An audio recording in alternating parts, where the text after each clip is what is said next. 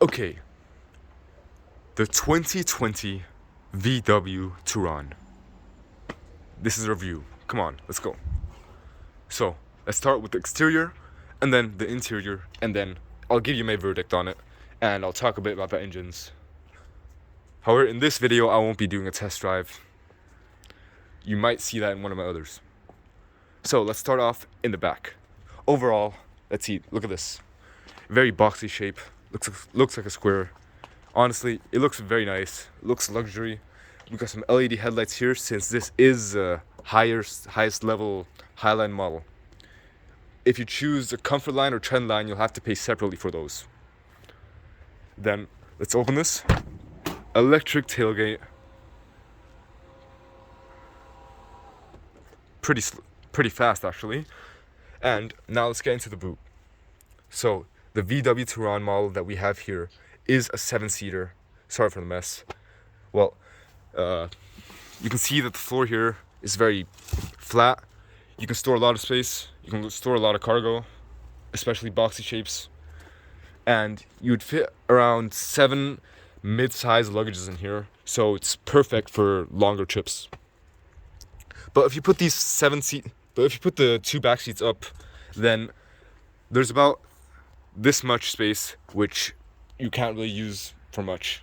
Maybe like 2 mid-sized luggages.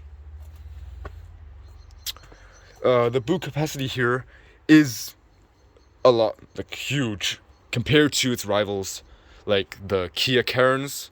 That one is smaller, it's more narrow, and the BMW Grand Tour, that one's also more narrow, but it is very slightly beat out by the Grand C4 Grand Picasso from Citroën.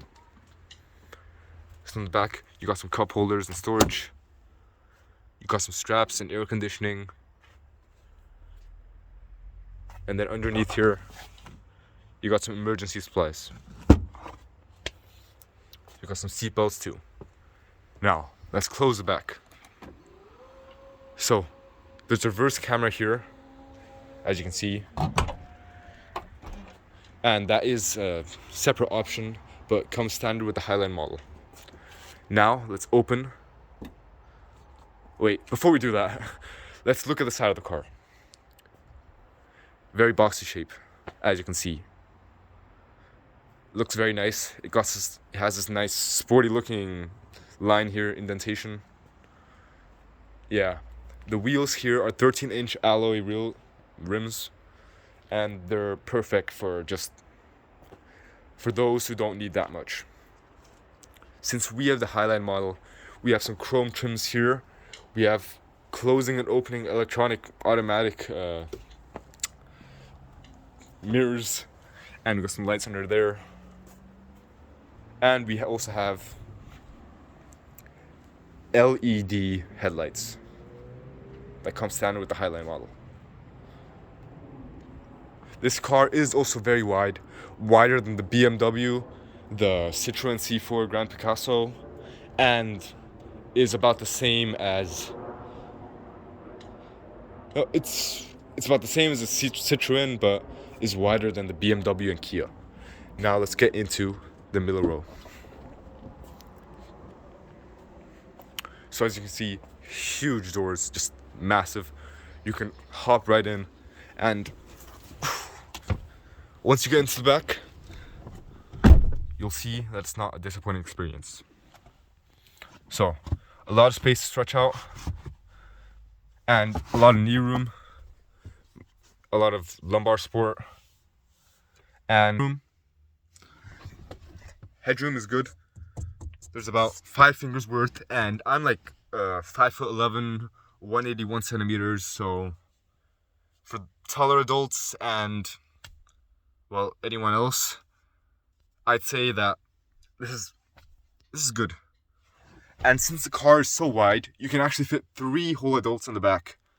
And the middle seat is nearly as wide as the 2 other seats. And since there isn't much of a transmission tunnel down here, like a very slight one, sitting in the middle is a breeze.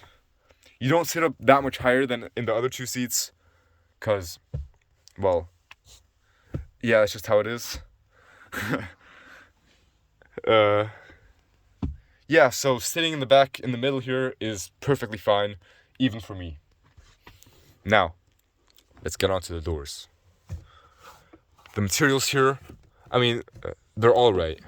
They're not something you'd get from a more expensive premium car, but compared to its competitors, the materials are good. Now you got some big door bins. You can fit a 1 liter bottle in here if you really feel like it. Felt like it. Yeah. Right. So huge windows that go all the way down. They close and open electrically. Have nothing else to say about that. Got some shades here. The back windows are tinted. I think it's 20%. 20% tints. Yeah. So overall, the back is very nice. And there's an armrest here. Since this middle seat is individual and not connected to the two other seats, like in the BMW Grand Tour or Kia Carens, you can actually fold this and move this separately. You can move it forward, you can move it down, you can do anything with it. It's practically a full seat in the middle, which only the Citroen C4 Grand Picasso has, and this one, and the VW Touran. And folding seats, very simple. You just pull this, and then the entire thing comes forward for the second row. But if you want to fold it down, you have this little strap here, and then you can just pull it down. And there's a lot of, you can move your seats forward, backward here. Now, air conditioning, 3-zone climate control. Here in the back, you got some controls, a display that shows the temperature. You can make it cooler, hotter, turn it on, off, and then you can make it point different directions. And then down here, you got a 12-volt socket, and then a little storage compartment, which I don't know, you'd use to put like your headphones, maybe your wireless earbuds. You got some storage here, not much, and then you can fold this up just like in airplanes, and you have a little place to eat or put your phone on. Then there's a cup holder, so you can put your drinks in there. Now, that's practically it for the middle row. There's some LED lights up here, reading lights, handles, hooks to put your jacket on. Yeah, that's practically it. Now, for the exciting bit, let's get into the passenger seat. The front passenger seat, actually. Oh.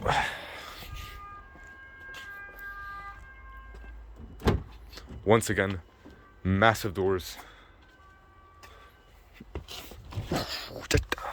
Once you get in here, you can see that I have plenty of space. Like, too much actually.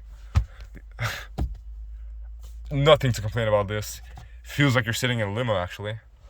It's just massive, a lot of space. And you can pull the seat back, pull it forward, so your knees touch the dashboard. Yeah. Here there's a glove box, pretty big. And then this random thing that I don't think any of you will ever need. You got some storage up here. Glasses. Yeah. Got storage there. This is what it looks like from up front. Now the door, there's an LED light here, LED strip. Not much ambient lighting, but more than its competitors, which don't have any. Well, the BMW has pretty good ambient lighting, because it's a BMW. Right. Metal trim here feels nice, luxury. The plastic here is actually kind of rubbery and soft, which feels really nice to the hand. The material here is pretty nice. But down here it's kind of scratchy. And The build quality overall is splendid. It's a Volkswagen. It's what you expect. You will be paying slightly more than its competitors though. So that's the reason. Overall, lots of space.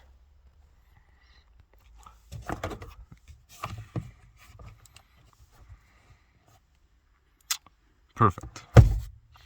Now, let's get into the driver's seat.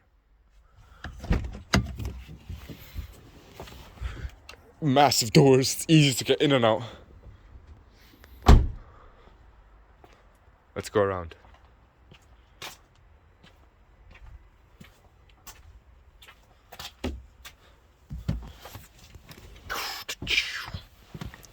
Now, the driver's seat.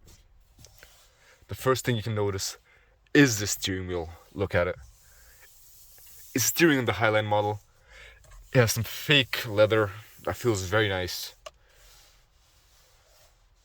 Got some metal trims and very high quality plastics, which, I mean, the steering wheel is just uncomparable to a Kia or a Citroen's. It's very comfortable. Now, seating positions. There's some electric controls here, which you will be paying extra for and isn't standard in any models. There's heating. There's manual controls. And yeah, that's it. So the door, you can open the windows of any of the other doors. Once again, a bit of LED lighting. And yeah, that's practically it. Now let's get onto the dash. Storage here, air conditioning, this semi-digital cockpit. Well, it would be nice if it was fully digital, but neither the Kia nor the Citroen have that. Actually, the 2021 and 2022 models, the new ones, can be configured to have a fully digital cockpit, like the VW Passat or any other newer cars. So, let's move on to here. Now, this dash design is it's pretty nice. I mean, it's good old Volkswagen. It's pretty safe, simple design. It isn't very extravagant or bold, but it's high quality. You can see it and you can feel it. So here, you got some controls. Got two USB-A type chargers here and a 12-volt socket and a bit of storage here.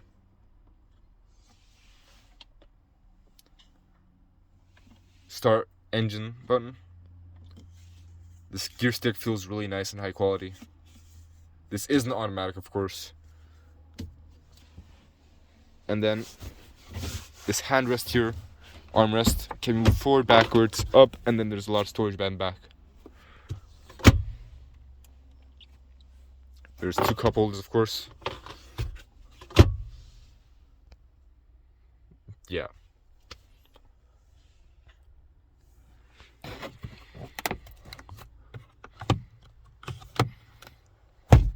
So, let's move on to the ceiling. So, since our model didn't have the sunroof come with it, we got this little extra storage compartment up here. We got some reading lights, some buttons here, SOS, and then let's open this. We got some glasses, and in the back here, just exact same thing, glasses. Now, looking at the pedals, it isn't a metal trim like you can get in the BMW, but it is still very nice. It's not grippy at all. It's not too grippy.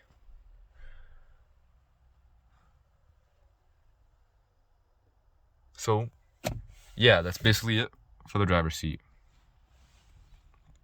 And once again, a lot of headroom, an insane amount of headroom actually. I'm 11, and I have about, I'd say about 10 fingers worth of space. And I'm sitting like leaned, crouched. If I sat fully upright, I still have about like 8, 9-ish fingers of headspace.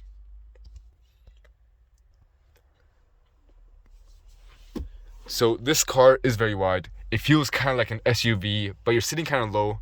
You can actually jack the seat up, and it feels more like an SUV, while it is an MPV, a minivan. Well, not a minivan, multi-purpose van, or whatever it's called.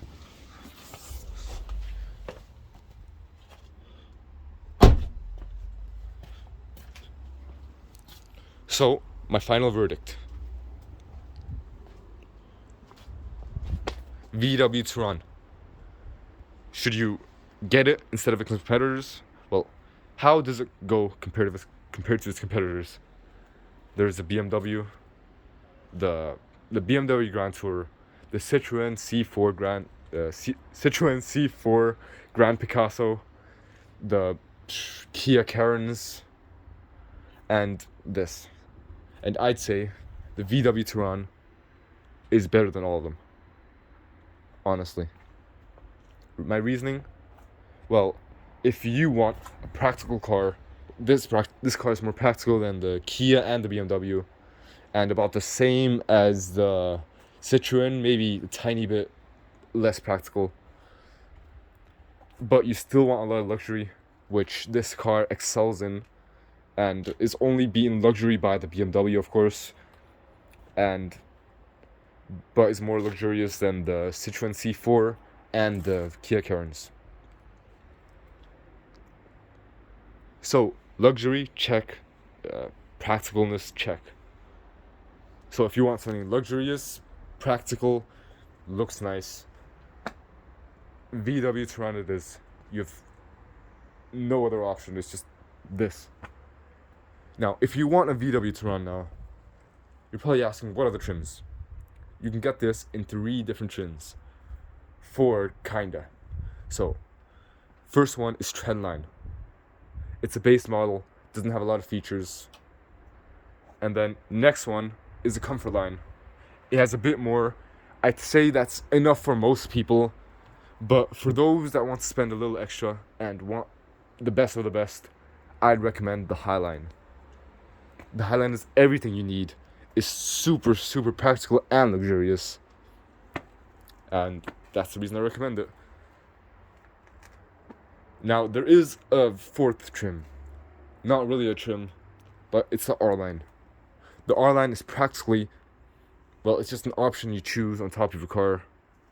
And usually it's selected with the Highline, like this model, which is the Highline.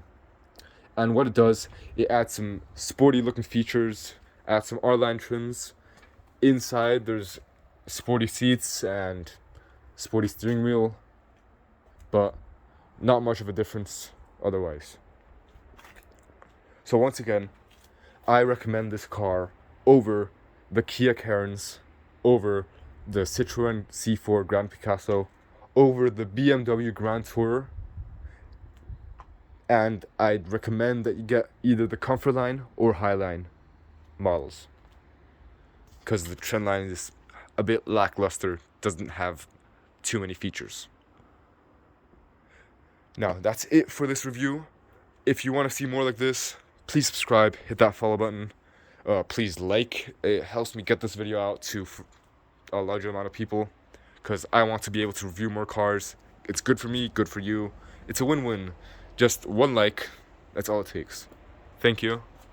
This is Car Hunter, and I'll see you in the next video. Bye.